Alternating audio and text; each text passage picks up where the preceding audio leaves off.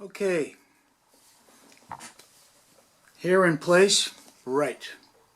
California Times, once again, Happy New Year, ready or not. Monday, seems to January 4th, that 2021. Indeed, the new year, and things are in the midst of changing, and they always do, right? And do you remember like 4 years ago how many people thought it would be a miracle to make it through with President Trump for even 6 months? And we made it, so there's that to be grateful for.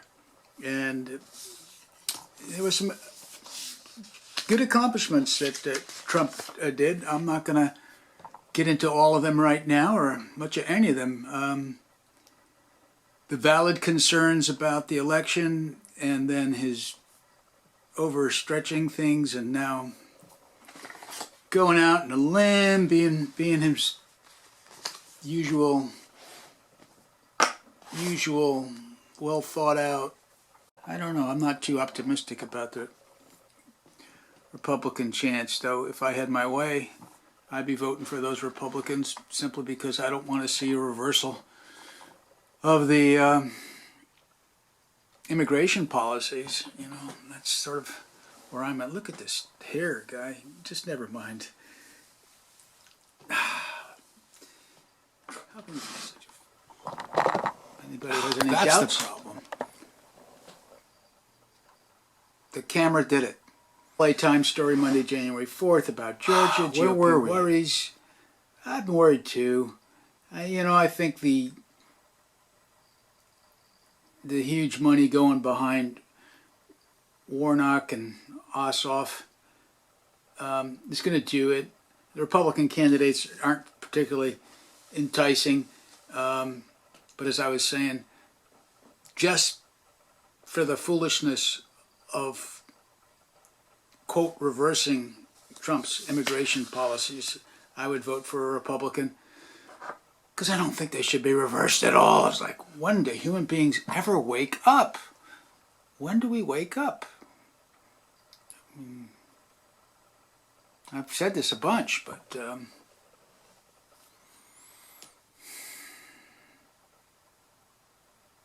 American people kind of need a break to be American people for a while, and just slow down the immigration machine. Sort of a machine. It feeds the economy, no doubt about it. Bodies do, and new construction and buildings and all that. But it's not for the benefit of the people. I don't think so. Well, it says Republicans are also hoping to mobilize middle-of-the-road voters who split their tickets in November. Laurel Browning, 54, a customer service representative at a Dalton printing company, backed Biden for president primarily to get rid of Trump, who she considered a psychopath, quote.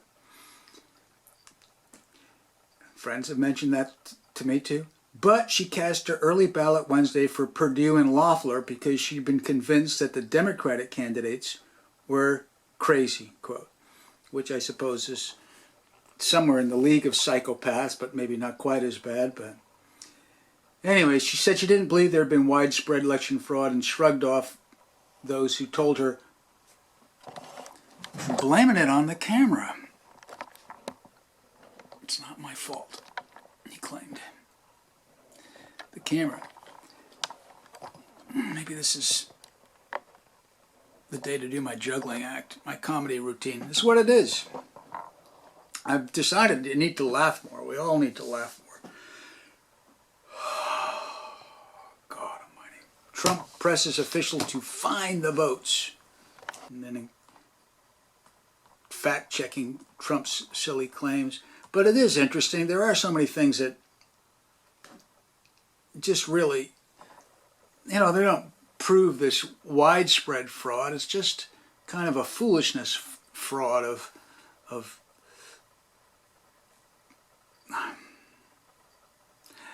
it's like that thing with the Fulton County and the magic suitcases and all that supposedly have been proven that, that was just all legitimate, except once you tell the observers to go home shouldn't there be some kind of like rule that you don't go back to counting votes? That's what I'm look directly in the camera guy. I mean, observers, from what I understand, have an absolute legal right to be there. Anybody, if you're running for a Senate or running from supervisor or whatever, you have a right to put observers in the polling places, and they have a right to be there. And once they're told to go home, oh, it was a misunderstanding, they say. They weren't really told to go home. They were just said, we're all going home. They weren't told. Republicans have contended that their observers were told to leave Fulton County's voting county center. But election officials said they'd actually left after confusion that arose because election workers thought they were done for the night. So they weren't told to go home. The election officials just shut the door and told them they were done. They weren't told to go home. Anyways, I mean, that shouldn't be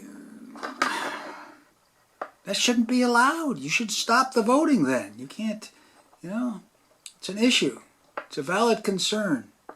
The COVID thing, 6 feet distancing. It's hard to, there's a lot of valid concerns here. Trump's taking it to the max here. He's taking it to the max.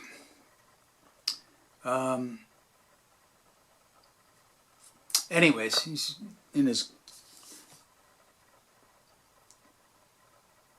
flat-out, full-bore mode of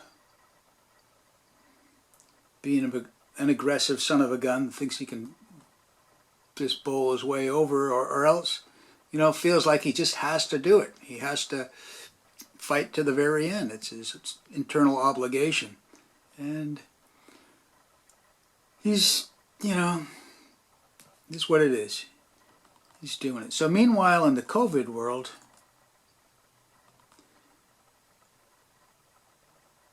California is like really hurting, but it seems like most of it is down in LA and that Southern California.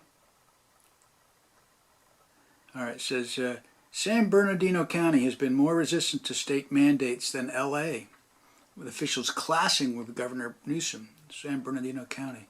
For weeks, coronavirus cases in this region were growing faster per capita than in most counties in the state.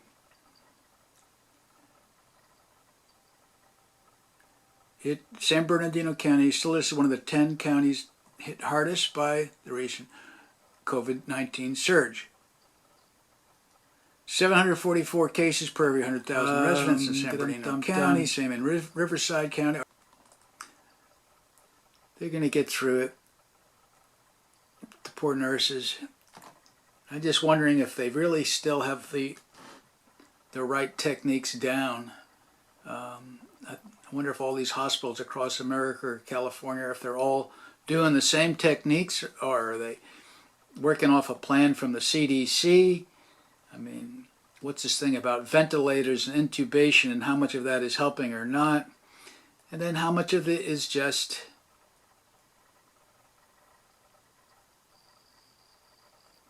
people who are very old or who have underlying health issues.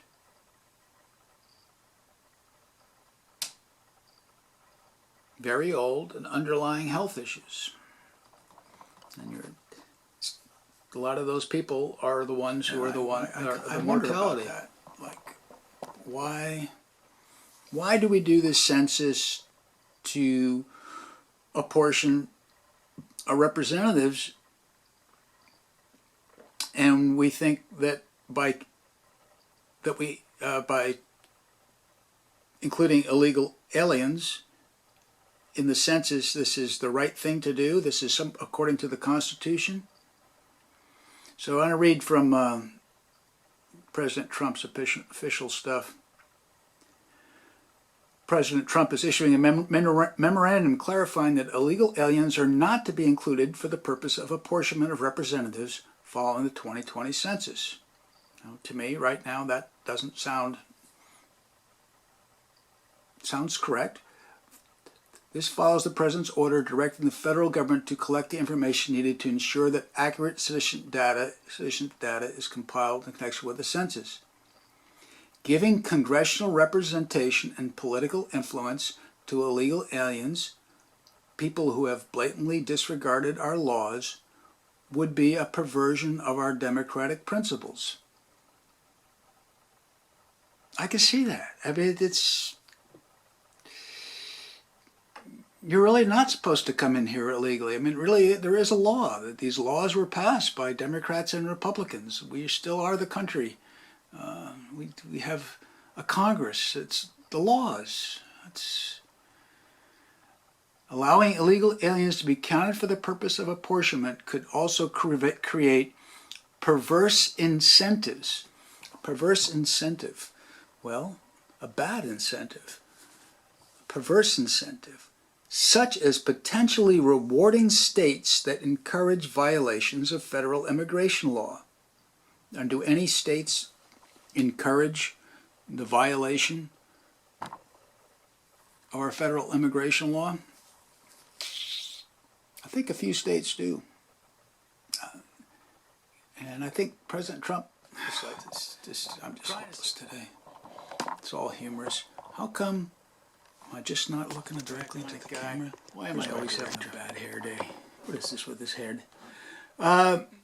President Trump will never allow our democracy to be eroded by giving congressional representation to illegal aliens when the Constitution does not require it. So now he goes into the constitutional issues here. The Constitution, and I'm sure he's got his lawyers who put this together.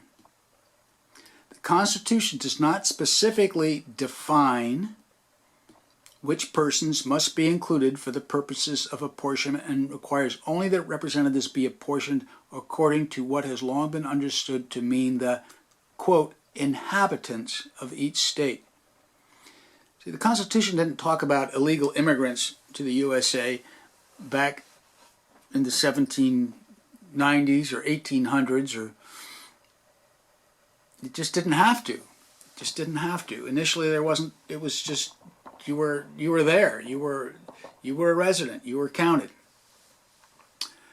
Only in the last 30 years have we had the 11 million, quote, undocumented immigrants.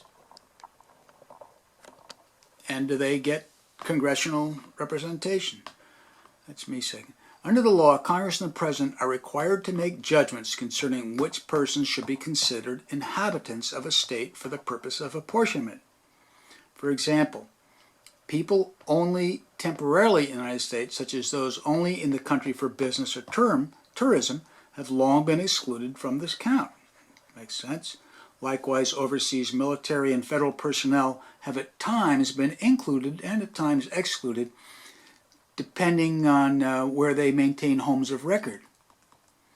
As the Supreme Court recognized in Franklin versus Massachusetts, which I'm not familiar with, but cited here, inclusion in the apportionment base may require more than mere physical presence, including some element of allegiance or enduring tie to a place.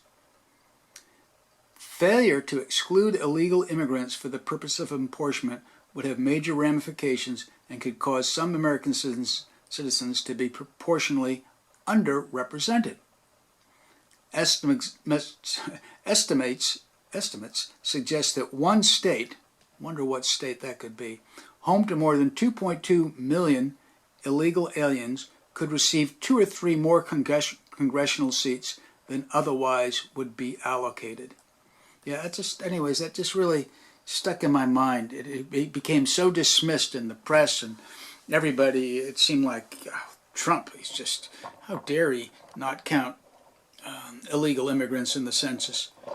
But if you're going to put your congressional representation based on that, it seems like exactly right. So I'm just going to wrap it up here. I'm going on too long. On this funny day. I know, I'm having a hair day. I should be a comedian. Humans, what would I say?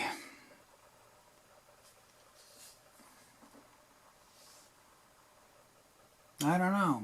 We're all one. red state, blue state, humans.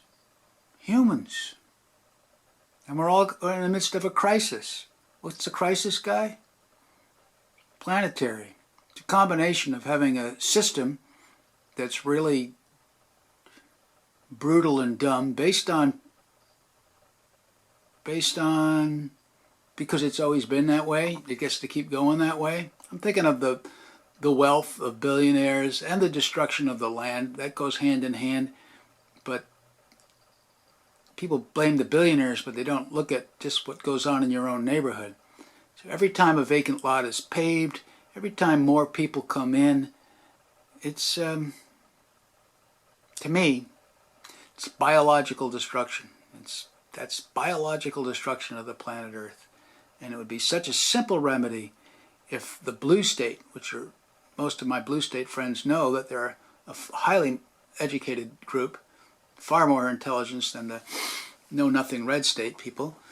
They know that. What would it mean if the blue state people actually said, wonder if we did say no, like Barbara Jordan recommended in 1995, if we did just cut back, say, not everybody has the right to come to the U.S. It's just because we have our own borders and problems and sustainability issues, and you know we've got to take care of our own. But it's just the way it is. I mean, why do we have this horrible polarity of like you're evil and you're evil? Where's my guns firing at you? You know, I don't see it. I don't see it. I don't see a lot of stuff these days. So the New York Times article here was talking about, it's a strange article, because it doesn't even have a headline. It's a centerfold in Saturday's January 2nd edition. Oh, here it is. Immigrant areas shifted red, even in Democratic strongholds.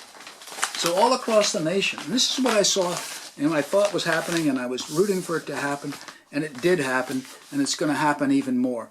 Because the new immigrants, whether they be Hispanic or Latin, Hispanic, Asian, whatever, they get it. They get it. This is not the America that they wanted to come to.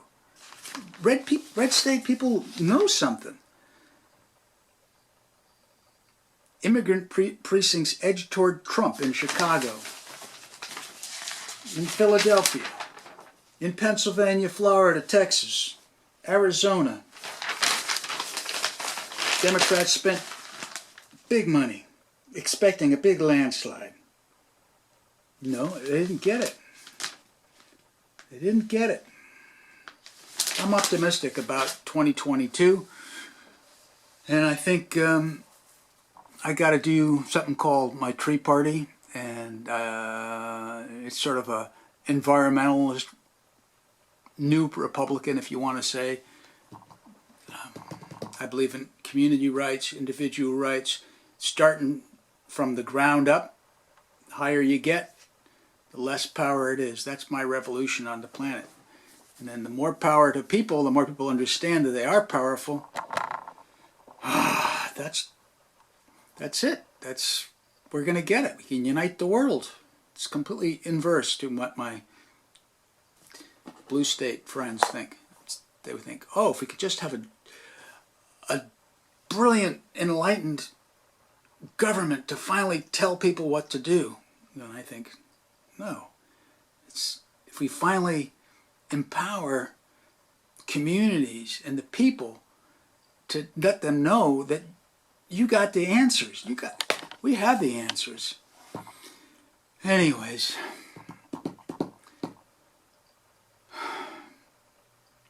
Peace. Om. Grasshopper.